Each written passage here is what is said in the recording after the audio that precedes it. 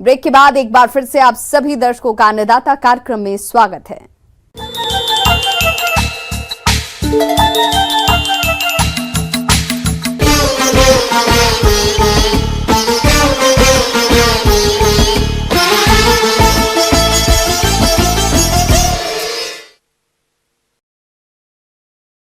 प्रदेश के किसान भाई इस समय खरीफ फसलों की बुआई के कार्य में लगे हैं और जो किसान भाई खरीफ मक्का की खेती करना चाहते हैं वे इसकी उन्नत किस्मों का चयन करके खेत की तैयारी से लेकर बुआई तक के सभी कार्यों को किस तरह से करें, आइए इस बारे में जानकारी लेते हैं डॉक्टर ओपी चौधरी से।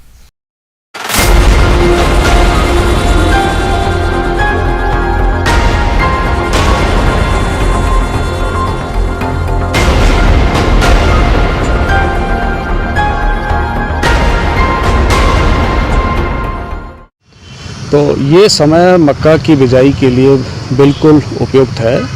25 जून से लेके और 20 जुलाई तक का समय हम सिफारिश करते हैं।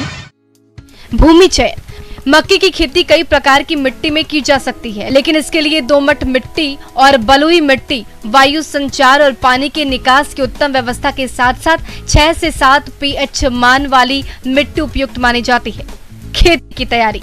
मक्के की फसल के लिए पहली गहरी जुताई करना आवश्यक होता है।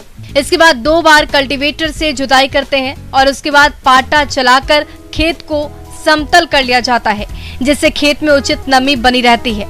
खाद और उर्वरक। मक्का की फसल से अच्छी पैदावार लेने के लिए मिट्टी जांच के अनुसार खाद उर्वरक डालना चाहिए। खेत की तैयारी के साथ 5 से 8 टन अच्छी तरह से सड़ी हुई गोबर की खाद खेत में डालनी चाहिए। बुआई के समय DAP 56 किलो और यूरिया 75 किलो प्रति हेक्टेयर की दर से प्रयोग करना चाहिए। इसके बाद यूरिया 75 किलो बुआई के 25 से 30 दिन बाद और 45 दिन पर खड़ी फसल में छिटक देनी चाहिए। इससे फसल की बढ़वार अधिक होती है। हमारी सिफारिश की हुई जो भी किस्में हैं वो आप लें।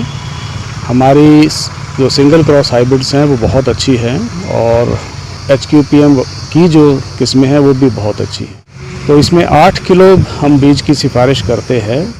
और जो सबसे किसान को ध्यान रखना है कि आज के समय बहुत से तरह के कीड़े और बीज जनित बीमारियां, विशेषता जो है वो जब आप बिजाई करते हैं तो उसी समय से ये आक्रमण शुरू कर देती हैं।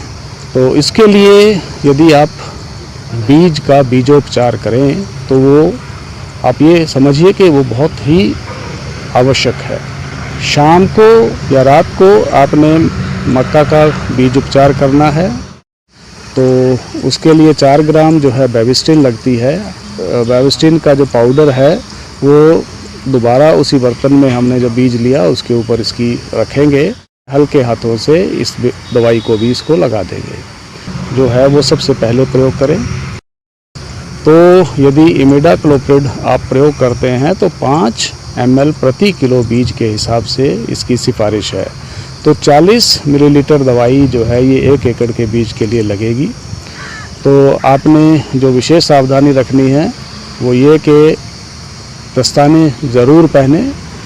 अब आपने जो है ये दवाई जो है उसके बीज के ऊपर डाली तो आपने हल्के हाथों से सारे बीज के ऊपर ये दवाई मसल देनी है कि उसकी एक परत चढ़ जाए।